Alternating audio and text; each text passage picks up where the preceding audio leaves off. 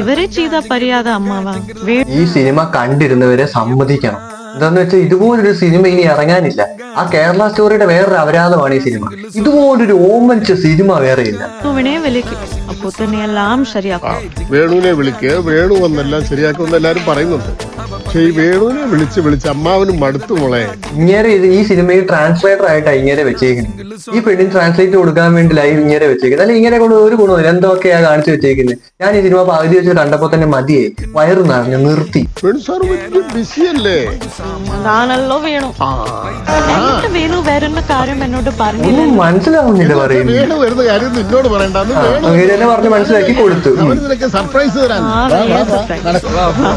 ഈ നായകനും ഈ നായികയും പറയുന്നത് മനസ്സിലാവാൻ വേണ്ടി നമുക്ക് സബ് ടൈറ്റിൽ വേണം മലയാളത്തിൽ.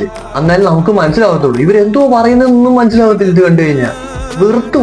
കേരളത്തെ കുറിച്ച് വേറൊരു അപരാധം എഴുതാൻ വേണ്ടി ബോളിവുഡിൽ നിന്ന് വന്നതാ ഇതെല്ലാം കൂടെ. എന്തിനാ വന്നതെന്ന് മനസ്സിലായി. ഇത് കേരളത്തിന്റെ കഥയല്ല. ഇത് വേറെ എന്തുവാ. അവരുടെ മനസ്സിൽ തോന്നിയ ഏതോ ഒരു കഥയാ. ഇവരുടെ വിചാരം എല്ലാ ദിവസവും ഇവിടെ ഓണം നടക്കുവാന്ന്, എല്ലാ ദിവസവും ഇലയിട്ട് സദ്യ കഴിച്ചോണ്ടിരിക്കാന്ന് ഇവരുടെ വിചാരം. ഇതിലും ഭേദം മലയാളം അറിയാവുന്ന ആരെങ്കിലും കൊണ്ട് അഭിനയിപ്പിച്ചാൽ പോരായിരുന്നു. എന്തിനാ ഇങ്ങനെ കഷ്ടപ്പെട്ട് വല്ലോടത്തുനിന്നും കൊണ്ടുവരുന്നേ. മൂക്ക് വാങ്ങിച്ച് കൂട്ടുകാരായിട്ട് കുറെ ജന്മങ്ങൾ ബാക്കി.